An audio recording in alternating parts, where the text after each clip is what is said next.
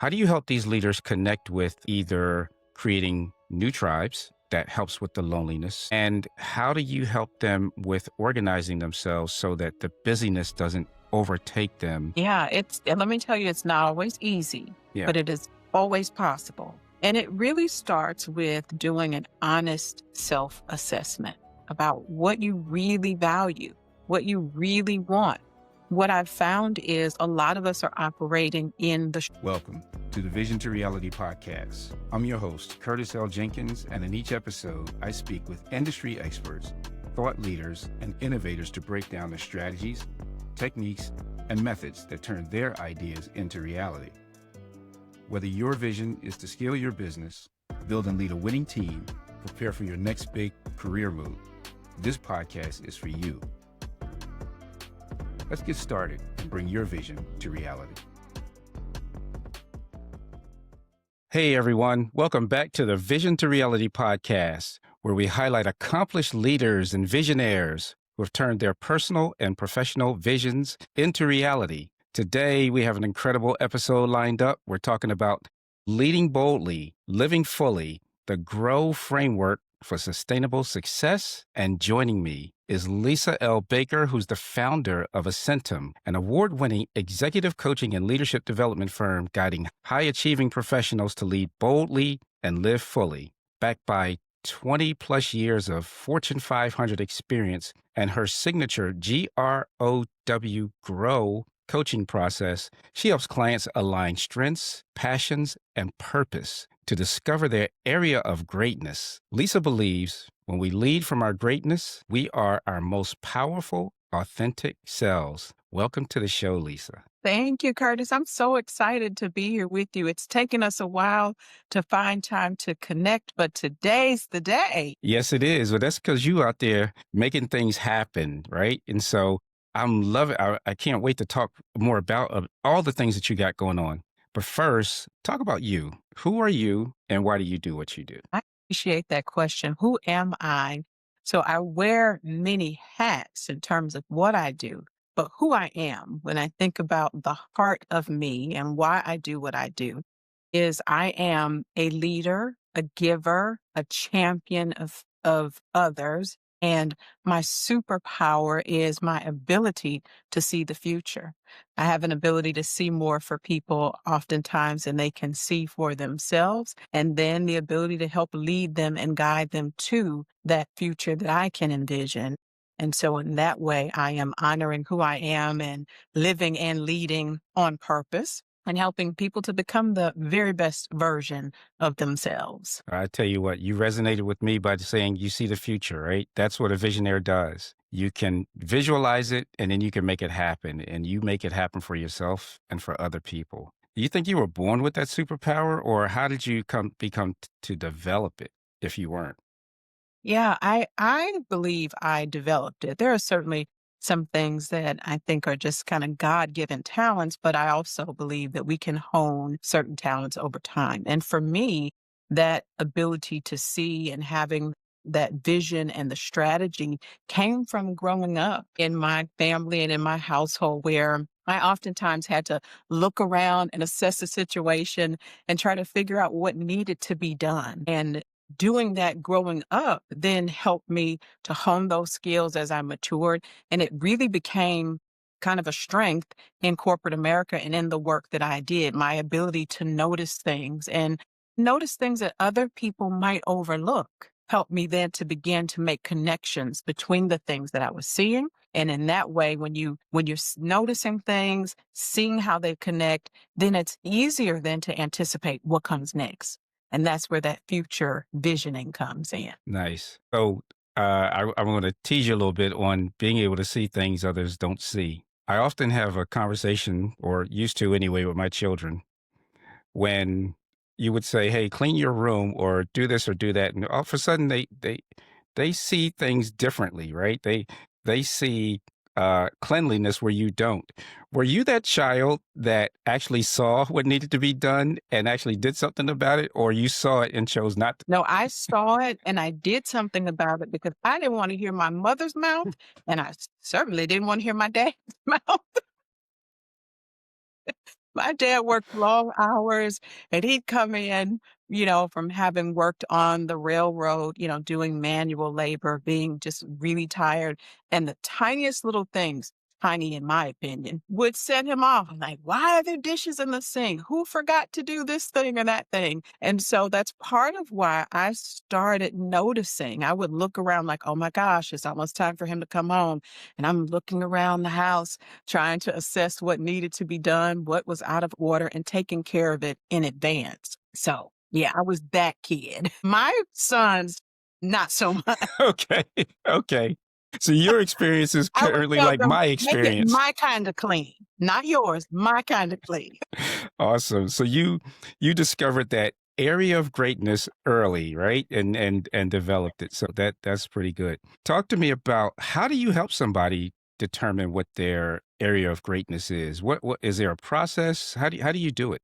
Yeah, I think the first thing is I should probably define what my definition of area of greatness is. So, the area of greatness is where three very important things come together. The first is your strengths, and that is think of that as the things that you are good at doing. It could be skills that you've developed through life or those talents that you were naturally born with, but you're good at doing that.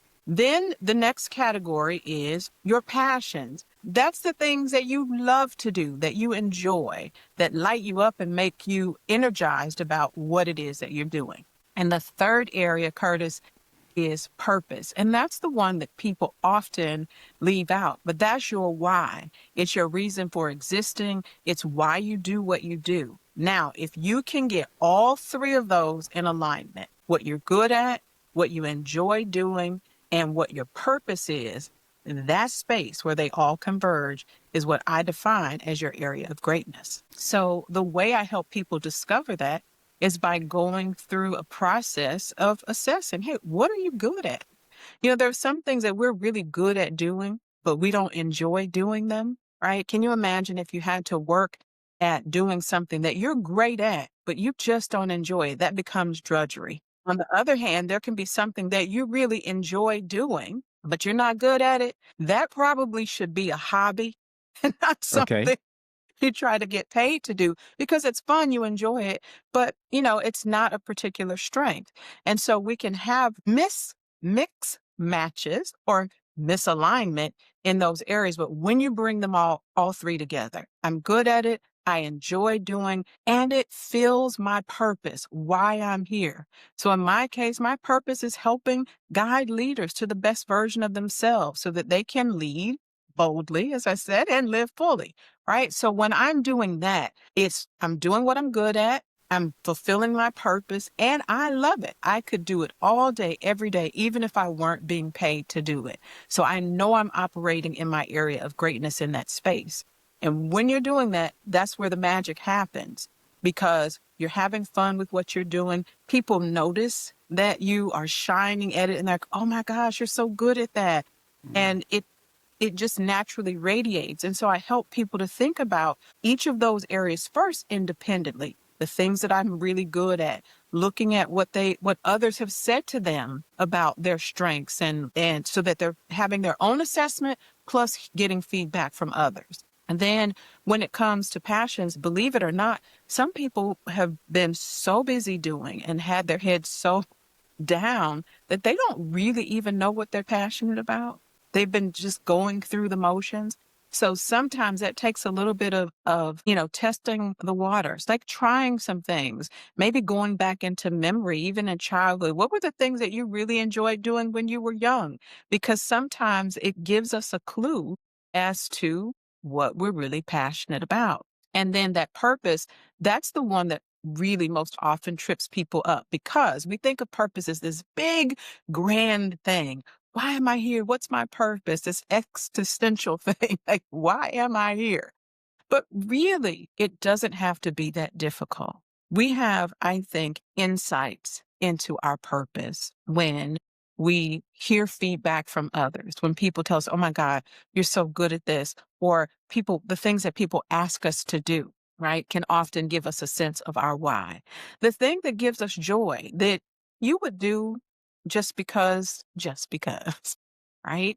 it gives us a sense. The problems that you see in the world that you feel uniquely called to solve gives us a clue as to why we're here. Sometimes it's something that you've been through and that you've overcome that's given you a unique perspective on something. And now you care deeply about it. And so you want to help others with that thing. All of those are little breadcrumbs that by exploring each of those areas and putting it together, I can help someone discover what their unique area of greatness is. I think that is a gift that I think people should take advantage of. When you gave me the three, the strengths, the passion, and the purpose, I locked in on purpose and I couldn't wait for you to get there. And I always knew about purpose and I always felt like I was living in my purpose. But I never realized how much it meant until I watched my own mother. And when my grandmother died, my mother's passion for life died. And she would call me almost every day. Hey, you got something for me to do? You got something for me to do? You got something for me to do? And I remember having my childhood home renovated where my grandmother lived, and they passed the home on to me. And she lived around the corner, and every day she came to the house and basically was a foreman. And she would, serve the guys that were working and just talk and laugh. And I remember being so afraid of when that project was going to be over. And then, of course, the project was over. And to this day, there's always this, what can I do for you? What can I do for you? So I try to imagine what a life is like when you don't have a purpose. And so it makes me reflect on my purpose and anybody I'm around, ensuring there is a purpose, because this is a life where you have to find your purpose. So I think the work that you do to help people find that purpose is really, really good. And I just want to thank you for it, because the world is a better place where people have to have a purpose. Thank you. I appreciate that. Yeah, I could not agree more. I believe that every created thing has a purpose, and it could be as simple as, serving others, Yeah. being a great parent, being a supportive friend, though. So things like that we may take for granted, but that's really part of why we're here. And those smaller areas of purpose, I think, can be contained by our larger purpose of why we're here. And for me, I'm going to leave the world a better place than I found it. So one leader at a time, I'm trying to help transform the world. One leader, one team, one organization at a time. Awesome. So when you think about that, you chose a tribe, and that's leaders, and you earned the title executive coaching. Why'd you choose that tribe? And what do you do to change the world through them? Yeah, I chose that tribe because I belonged to that tribe, was a leader in corporate America for a really long time. I've spent about 30 years of my career in large organizations, Fortune 500 and bigger organizations. And what I noticed is some really great people who struggled in those environments, not because they weren't talented or that they didn't have the experiences, but they just couldn't quite find their way to navigating that corporate environment. And I frankly did not want it to be as hard for the next leader coming up in that environment as it was for me, and particularly for people who are minorities in those corporate spaces. I noticed that in particular, we had an additional struggle. I mean, there are some challenges that are common to all leaders. And then when you add on layers of diversity, if you're a parent and you're leading, that adds some challenges. If you're a person of color, if English isn't your first language, if you happen to have a different gender identity or expression, that might be the majority. All of those ways in which we're diverse. If you think differently, you're more creative than folks around you. All of those things that make us unique can present challenges when you're trying to lead in spaces. And I wanted it to be easier for people to operate in their area of greatness, to lead well, and to enjoy what they're doing. And so that's why I chose that tribe. And I think I'm uniquely called to that group because of my experiences, and I learned how to navigate through it and became one of the highest ranked leaders in the organization that I was working for before I left. But it took a long time and it was not easy, but it doesn't have to be that hard. That's amazing. I'm getting goosebumps. I get that when I feel something that somebody says, because I'm like, okay, here's this amazing leader. that's done great in the world, and they're sharing their time with me. That is awesome. Thank you. You're welcome. Let's talk about how you make it easy for these executives. It looks like you've created a framework, GROW or iGrow. Can you tell Yeah. me what it stands for and how'd you come up with that particular framework and how does it work for others? Yeah, you've been in these spaces just like I have, and we love a good framework. Yeah, that's right. That's right. We've got frameworks for our frameworks. But the way I came up with it truly is thinking about the process that I personally go through when I'm trying to navigate a new role or I'm trying to understand a particular challenge, whether it's personal or professional. And so that grow framework, and again, it's easy to remember, grow. And plus, that's what I do. I help leaders grow, I help organizations grow. So it just clicked in that way. The G is for gain insight.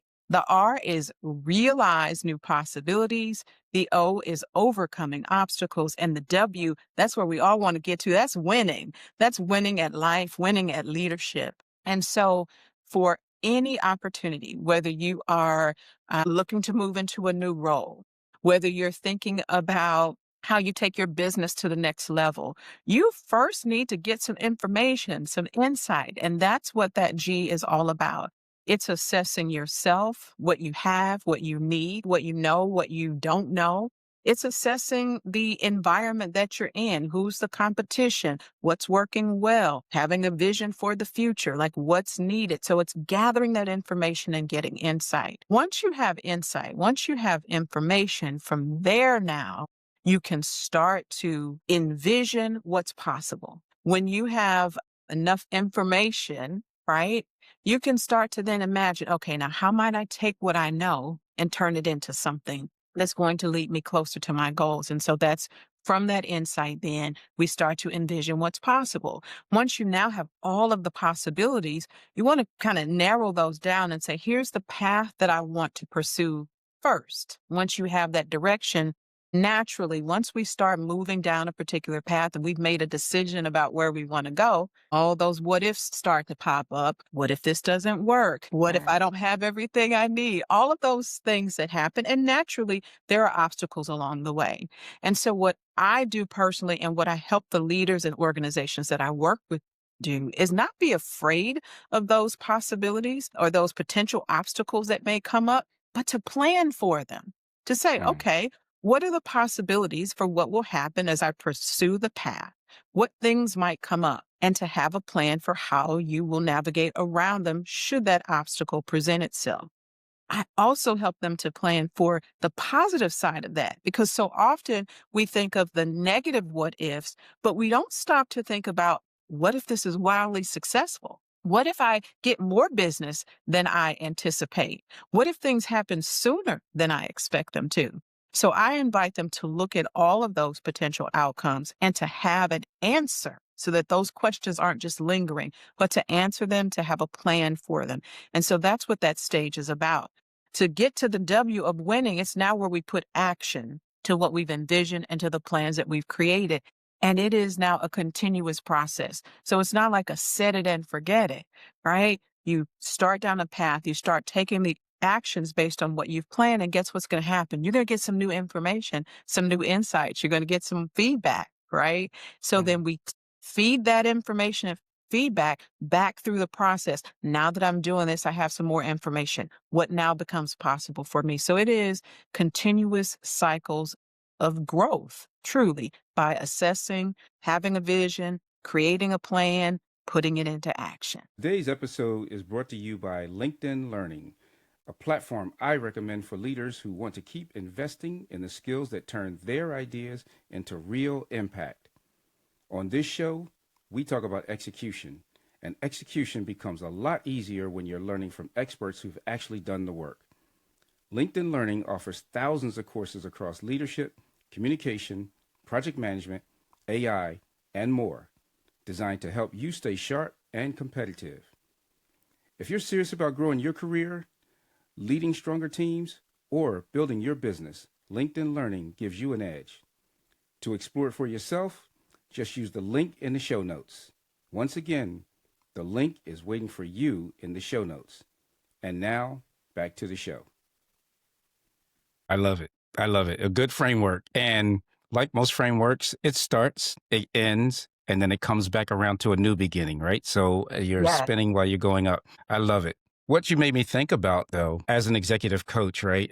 I remember a time I was hanging out with my friends. When I say hanging out, we're going to play golf and we talk. We talk about business. We talk about our families, of course. We talk about our careers and we talk about our fears. And one of the things I was noticing about myself, this was about 10, 15 years ago, is I was watching the ascension of my friends at a different level than my ascension. And I don't know what made me ask this question just sitting in the room. I believe we were in Florida, finished golfing, showered up, ate. And I just said, hey, do you guys have executive coaches? And they said, yeah. And I'm like, you guys have executive coaches? Like, why would you need an executive coach? Then it hit me. That's the reason why they are in the way that I see them. And that's the reason why they have the success that they have. What do you think? How should people think about getting an executive coach? And tell us how accessible are executive coaches to us. Yeah. And Coaches are yeah, everywhere. you know where I'm going. Take me there. Come on. Why do I Yeah. need an executive coach? Everywhere. Now, of course, I am biased, Okay. but I believe everyone can and should have a coach. Why is that? First of all, coaching is about moving you forward. It is the fastest way to move from where you are to where you want to be. So when you have big, bold goals and dreams that you're trying to achieve, whether it's personal or professional, if you want to be the best possible version of yourself, having someone who's walked the path and can help guide you on your journey is just going to help you get there faster, right? So that's the first thing. If you look in any area, any group of people who are successful, whether they're in business, in sports, in other forms of entertainment, I guarantee you they all have coaches. Many of them have multiple coaches, right? Depending on the work that they do. And you don't wait until you become successful to get a coach. You have coaches at every level of success. And so the way you're going to want to think about, well, who's the coach that I need? Who's right for me? Because there are many great coaches out there. First is find someone who understands you uniquely, right? So someone that you can talk to and be very honest and candid about who you are, where you want to be, and get a feel for that person. What's their background and experience? Many people who choose me as their coach, they choose me because, yes, I have coach training, I have a perspective, I have frameworks, as we've talked about, but they choose me because I've been a senior executive in corporate America, and they either want to become that or they're already there, and they want someone who understands the unique challenges that senior executives in corporate spaces face. And so they get with me both. Someone who has that real world experience, someone who has the professional coach training all in one. But then they'll also tell me that it's something about my personality, right? Because it's a very personal connection. I've heard many times people say they find my voice soothing, that I'm a calming presence for them because I am very calm under pressure. Now, somebody else may not want that, right? They might want someone who's much more high energy and excited. And it's all good. It's finding the person who is a good fit for you, that has walked the path that you are now on and can support you in that journey. Okay. Okay. And there's a lot of coaches out there. What distinguishes a good coach from a coach that's not so good? So I'm going to say, can I rephrase your question to Yes, say, you can. for me versus a good coach that's not so good Yeah. for me? Yeah. Yeah. And I say that because it's not an evaluation of the coach and their That's right. ability, but what's going to be a good fit for you. So Right. that start with truly knowing yourself and getting Yeah. clear about what you want. That's the place to start. What kinds of personalities and people do you tend to work best with? Do you want someone who's going to challenge you and push you?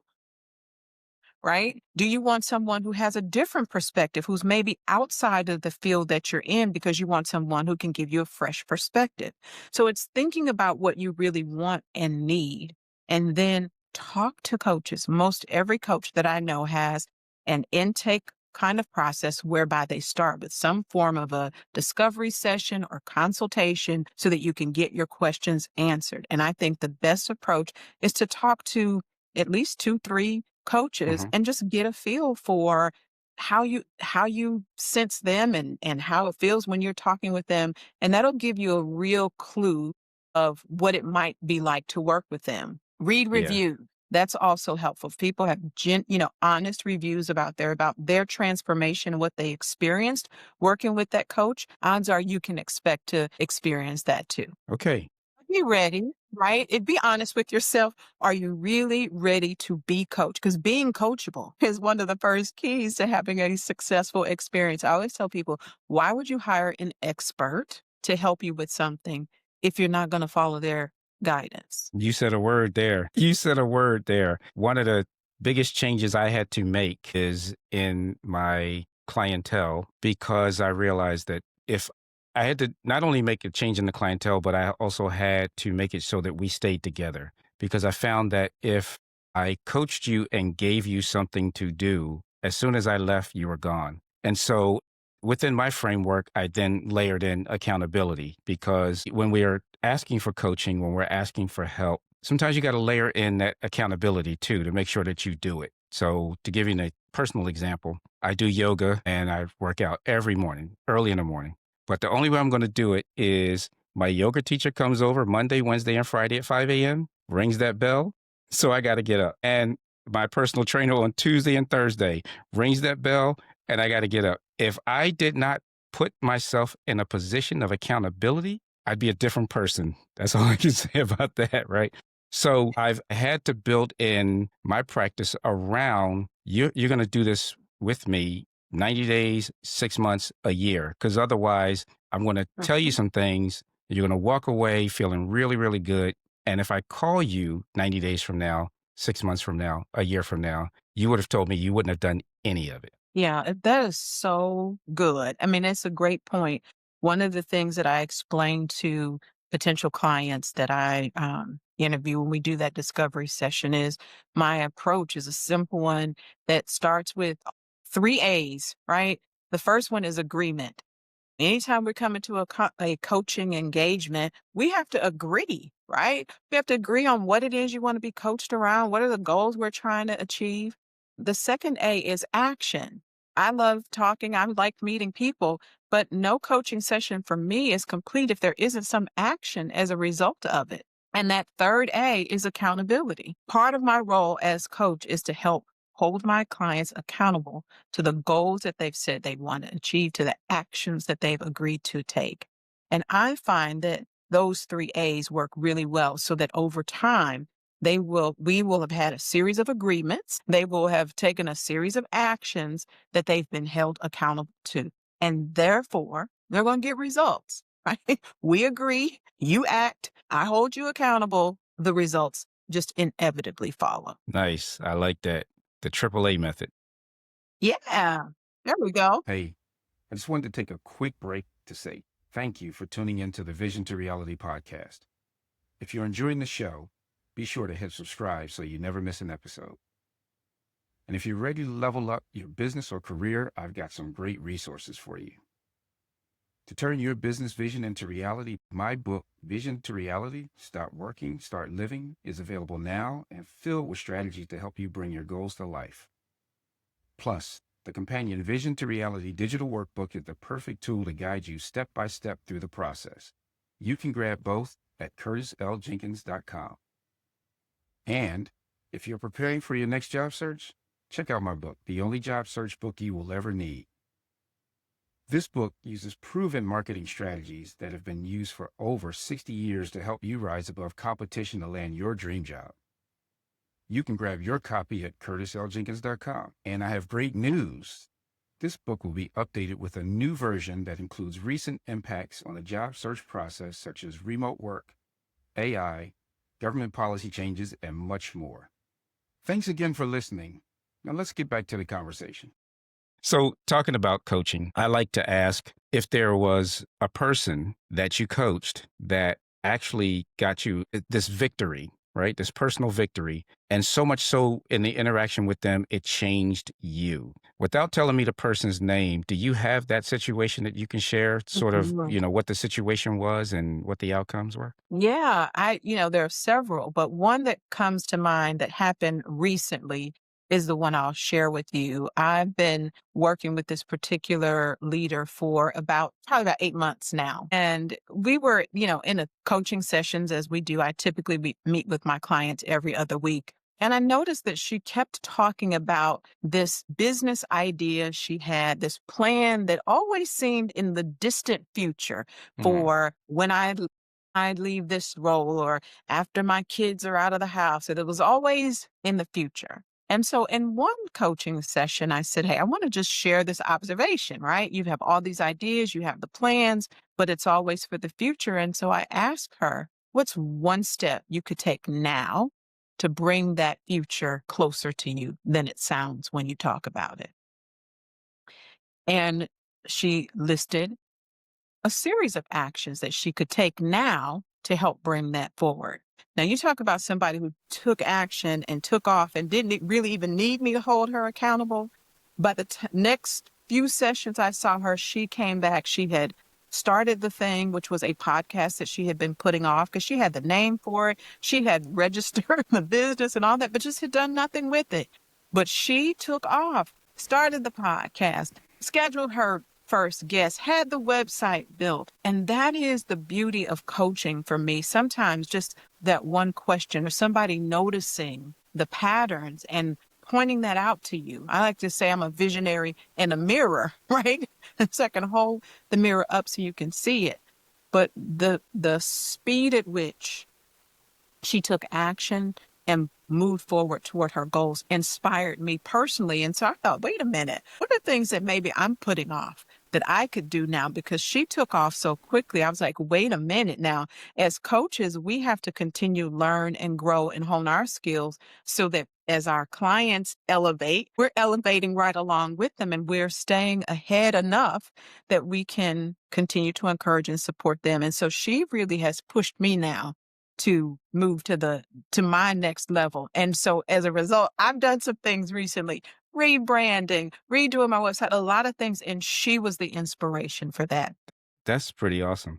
So, what do you think that she had as a barrier, maybe you has as a barrier, and what other people might have as a simple barrier to overcome that you would say, remove this barrier and you could see similar type growth? hmm Yeah, it's that one day, someday Mm, in the future thing. So many times we're putting off the things that we want, that we're hoping for some point in the future. And depending on who you're talking to, mm, I mean, they're valid reasons, maybe, right? I'm not going to call them excuses. Sometimes they're excuses, sometimes they're valid reasons, but it's still putting off your dreams. It could yeah. be when I lose weight, when my kids are older, when I get through with this project that I'm currently working on, when things slow down a bit. There's always something that we're putting it as the reason for why we're not moving forward now with our goals.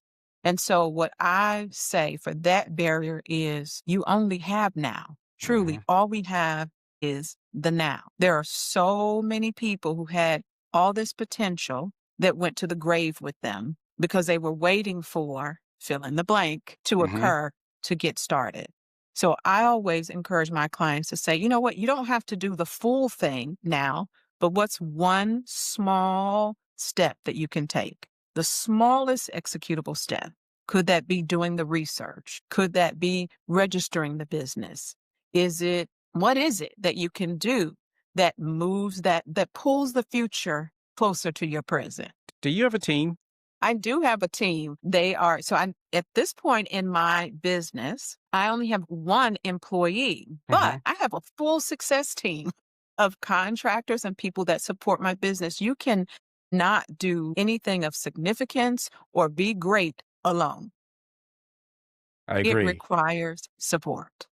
And Yes. and that's why I asked, when we talk about people that get stifled, sometimes, or I found for me, is that I can employ people, contractors. There are so many creative people and so many platforms where you can find creative people that if you can take one of those small obstacles and sort of pay for your time, right? You're paying for your time back to get them to support you or create something that you can start those building blocks, right? And I'm thinking that if you are an executive, right, that's who you coach, that you're used to having teams. And so if you're stuck, similar to the accountability story that I mentioned, take those small steps that you talked about and just dole them out and then watch things come back. I find that to be energizing because now, like you said, you get pushed, right? Because now you've made your team push you by paying somebody to do one or two things that just made you move forward. Yeah, absolutely. I tell people you absolutely can have it all, but you cannot do it all. You That's right. cannot. And so finding people who, again, they're operating in their area of greatness. I can use, let's say, Canva and create, pieces for social media. I'm pretty good at it, Mhm. but it might take me way too long. And it's not something that I'm passionate about. I have someone who is a whiz at that. She loves doing it. She has a creative eye. She can do probably in a minute what it takes me 40 minutes to do. So let the experts do what the experts do. And that's one of the things that with a lot of executives, I'll have them kind of take an inventory. What are those things that are on your plate? First of all, that nobody needs to do. Mhm. So much of what we do it out of habit because we've always done it. This is the way we've always done it. But there cannot be any sacred cows if you're going to be great and grow, right? Everything should be open to consideration for elimination or delegation. So once you've eliminated things that don't need to be done, then you have your list of things that, yeah, they need to be done. Now the question is, who's best suited to do them? It may not be you. So there are, as you said, there are contractors that you can find, and it doesn't have to be a ton of money always, because that's often the thing. So I can't afford to. But then I would say, well, can you afford not? Can Right. do your dreams, your goals, can they wait until you can afford it? Yeah, for me, dreams and goals are non-negotiable. Non-negotiable with friends, family, partners, just non-negotiable. So you gotta, we often say these platitudes like you mentioned, "I'll do this when," and then at the same time say tomorrow's not promised. So you got to pick one. You got to pick one, and the one that makes you successful is when you understand tomorrow's not promised. That's right. It Yeah. isn't. It isn't promised. And we see, there's so many stories that we can point to that really confirm that that's the case. I tell people often, you do not have to be old or sick to pass away. Sometimes, accidents just occur. But more Hmm. important than that, I invite people to envision, the future, like later in life, when if you're living what you define as your best life, what does that really look like? What do you want people to say about you when you have your pick a number, 70th, 80th, 90th birthday party, and people are coming to talk about what you've meant to them? And then ask yourself, are you living now so that you can hear those things in the future? And if you aren't, then now is the time to start making some changes to bring that about. You have committed to being healthy, to being fit. And so you're doing something now because you want to have the legacy that he was a fit and healthy person, right? You spend time with the people that you care about because relationships are important to you. And so you will put your time, your energy, and your effort behind the things that really matter. And when you do that, everything changes. So often we say what we have to do or what we should do. And I invite people to think about, what do you get to do? Hmm. What do you want to do? Yeah. No, I like that. I like that a lot. Ascentim is the name of your company, and you just said that you rebranded. So, what prompted that rebrand, and where are you looking to take it? Yeah, so the name is still the same, Uh-huh. Ascentum.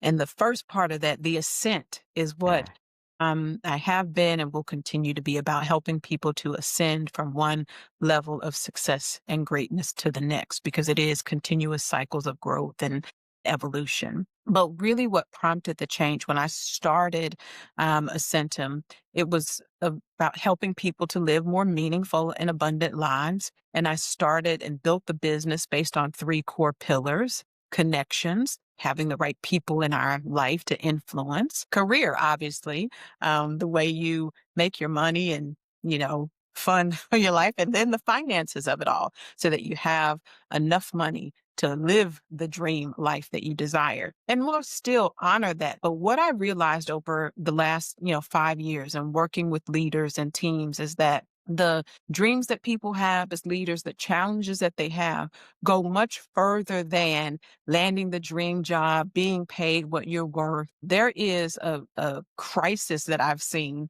in leadership. So we help people to achieve those things, but it didn't solve the loneliness problem that Mm. many senior leaders have. It didn't solve the busyness problem and the pressure that leaders are often under today. And the pace of change. The world is evolving so quickly and it's so volatile. And so what I realized is leaders really need help with continuing to have that growth and that ascent, but without the grind that is often associated. And that's why I said it's leading boldly, but it's also living fully. That's part of the new branding of Ascentim. It really is about helping people to have both, because I believe you can have both. You can absolutely lead boldly and you can grow, but it should not have to cost you your purpose, your peace, or the people that matter in your life. And so that is the real shift for Ascentim, having leaders who don't want to compromise what really matters. They want to grow, they want to lead, but without the stress, the pressure. And it's absolutely possible to have success and significance, to grow and not grind yourself into the ground in the process. Loneliness and busyness. Like you really hit me with those two things. The loneliness. So as you ascend in your career, as you ascend with your success, and the conversations and people that were in your life don't have those same conversations anymore because you're at a different level. And now you're in search of a tribe and you're trying to figure out, I don't do these things anymore. I do these things because these are the things and the habits that are aligned with the success I want to achieve and beyond. And part of that loneliness comes from the busyness, right? I'm busy trying to grow. I'm busy trying to do these things. And so I don't have the time. How do you help these leaders connect with either creating new tribes that helps with the loneliness? And how do you help them with organizing themselves so that the busyness doesn't overtake them and then it eliminates the opportunities to even network, spend time with family, spend time with friends, and have that freedom that we think that's what we really want when we're trying to ascend. Yeah. Tell me, how do you help people through that? Yeah, and let me tell you, it's not always easy, Yeah. but it is always possible. And it really starts with doing an honest self assessment about what you really value, what you really want. What I've found is a lot of us are operating in the shoulds. Someone somewhere along the way told us we should. We should go to college and get a degree. Oh, you got the degree. You should go back and get your master's now. You should work in this kind of organization. You should live in a certain neighborhood, drive a certain car. Like there's all these should, right? That we're told that we should be doing. The thing is, should is always someone else's agenda for you. Mm. It's not your own. And so what I'm helping leaders to do, the first part of that is helping them to shed the shoulds and really think about, what do I want? What do I need in this season? What do I care about? Who do I care about? What's the legacy I want to have? What am I trying to build? What's it all for? So when we start to get really honest with ourselves in answering those questions, it makes it much easier to start to eliminate the people, the things, the work that doesn't align with that, because it makes it easier to say yes to the right things and no to things that don't serve our purpose and where we're headed. So that's the first part. And for many people, that's the challenge. That is where the challenge really happens. It's like, can I really say no to this? Well, if I don't do all these things that I've been doing, isn't that going to hurt my career versus help my career? And it seems that way, but it's absolutely not true. It's one of those irrational fears that we have. And surprisingly enough, when I meet leaders who are, that are navigating into those executive spaces, what I tell them often is you need to stop doing a lot of the things that you're doing. Because we have this idea that if we just work hard, if we just keep grinding, if we put our heads down and do all of these things, we say yes to every project, every opportunity because we want to be seen as valuable. Like that's actually contrary to the goal that you say you want to achieve. Because all of that doing does not get you promoted. It doesn't get you elevated and paid what you're worth. It doesn't free up your time. It wears you out. It grinds you down.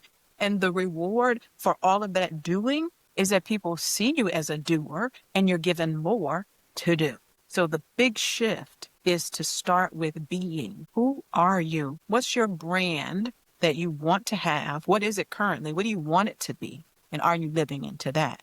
And when they shed the shoulds and stop all the doing and focus on who they want to be, it makes it much easier now. It frees them up to find the tribe that's going to fit for the life that they want to lead. It makes it easier to say no to all of the projects and opportunities that may come your way because you're good at doing stuff, but that doing doesn't serve where you're headed now. So there are clients that I don't take on. There are engagements that I'm asked to participate in that I say no to because they don't fit with where I am now or where I want to go. And so I'm always happy to say, no, that's not a good fit for me, but you know who that would be great for? I think you should talk to Curtis. This is right in line with his strengths. This is where he wants to go. And what I found is when we live that way, when you are really clear about who you are and you're operating in your area of greatness, it really becomes much easier to have the life you want to have, to be the kind of leader that you want to be, because you're making decisions from a sense of purpose. Why am I here? What do I want to achieve versus obligation and someone else's agenda for what you should want, be. I love that. Shed the shoulds. That's a tagline. Yeah, or I'd say do not let people should all over you. Now you're talking some golden nuggets here. I love that. Don't should on yourself. We talking a lot of should here. Yeah. But truly think Yeah, I about love it. what do you want? What do you Yeah. want? Yeah.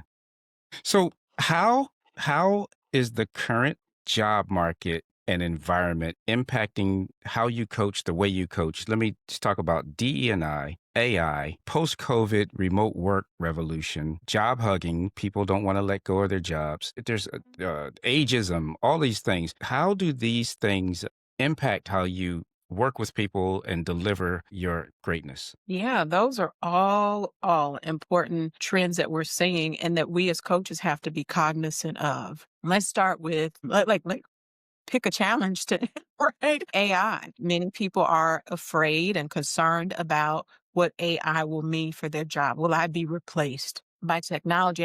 And what I say is to that, listen, we don't have to be afraid. AI is here. It's evolving and growing. And sure, some roles will be eliminated, but others will be created. So I'm all about encouraging people to we think about the negatives of what could happen, but let's think about the positives of what could happen. What could AI open up for you that is not possible today or that would not be possible without it? So if we think about it, let's take something that's will sound ancient. Switchboard operators, right? There's no job today for a switchboard operator. We don't have switchboards anymore, right? So we've got modern technology eliminated that role.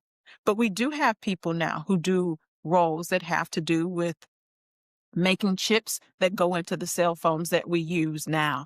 There are still roles in telecommunications. They just look different than they did 20, 30, 40, 50 years ago. So one thing is replaced by something else. So what I'm encouraging people to do is to be aware of the trends, think about your skills and where you can upskill, where you can add to what you already know, where you can extend what you're doing so that your skills and experiences are future ready. That's one way to think about it.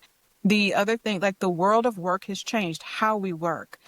Like we're in different locations, but we're able to have this conversation now. Those kinds of trends are going to continue to happen. And so it is being aware of what's changing, thinking about what you do in regards to what's changing and how you can be what's next.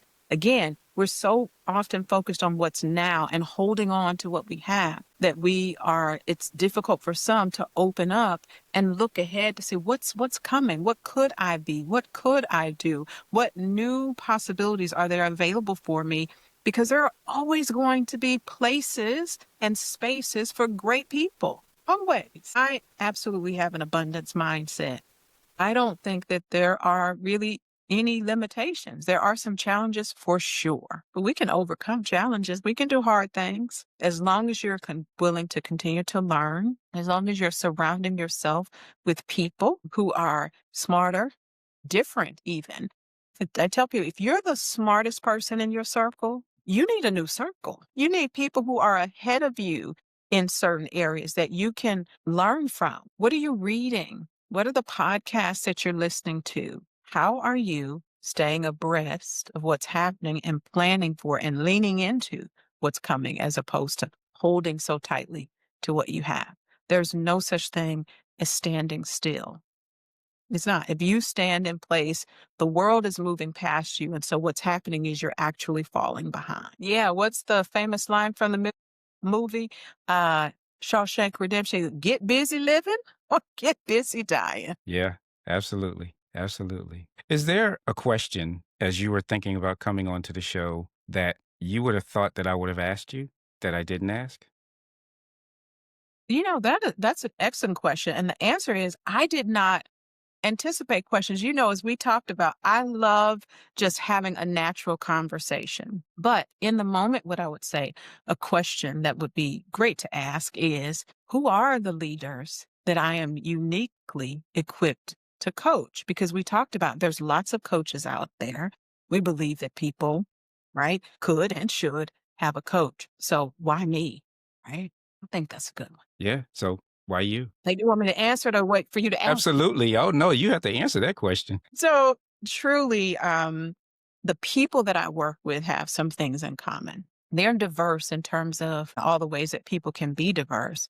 But what they have in common is they're coachable. They have a big, bold goal or dream that they want to achieve, and they recognize that having support will help them to get there faster. Often my clients are navigating transitions. They are trying to move from one level to the next in their career. They're trying to move their business from one level to the next, and they want some support around that. The other thing that they have in common is they are already successful by most any standard that you can count to say someone is successful. But what they really want is significance. They're Mm. looking for meaning. So they are trying to let go of those shoulds and the pressures that come with it to have the life that they really want. That's part of what's common. And I am uniquely equipped to coach people who fit that profile and want someone who has executive leadership experience in the real world,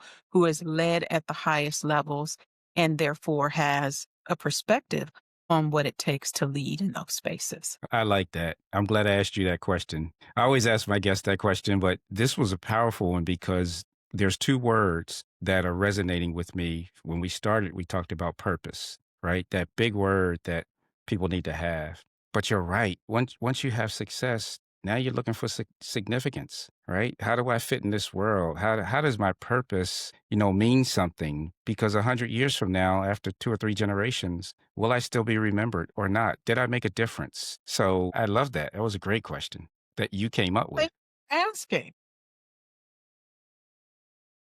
All right. So before we wrap up, is there anything that is coming up for you that you want to share? That's another great question. The one thing that I really want to share that I've recently created as part of the rebrand that we talked about briefly is a brief training that I've created that is available for free for leaders who want it. It is called Bold Moves: 4 Steps to Building Confidence and Breaking Barriers. And I did that because so much of what comes up in helping leaders to move from success to significance are the barriers that kind of hold them back. And particularly when I tell them, for example, you should stop doing some things, then it naturally comes up those fears. And so that is available on my website, as I said, for free at ascentim.com/bold moves for anyone who's interested in just going through that training to really get clear about how you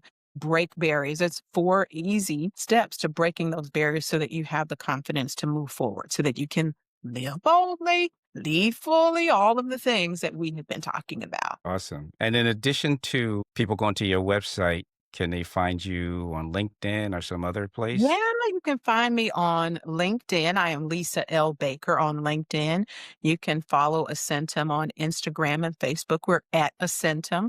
So, yeah, and I love making new connections, whether you are looking for a coach or not. I am always open to connecting with and collaborating with other great leaders because I think that's how we continue to grow. Iron sharpens iron. So, I'm always looking for great people that I can brush up against and hone my skills. Right. This has been perfect. Thank you so much for joining us. I really do appreciate it. And everything that you just left us with, we will put in the show notes so people will be sure to go talk to you or see you or take your bold training.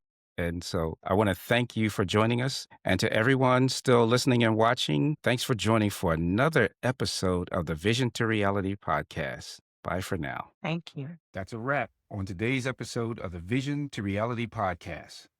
A huge thank you to today's guests. You can find all of their contact information in any resources mentioned in the show notes below. Also, can you do me a big favor?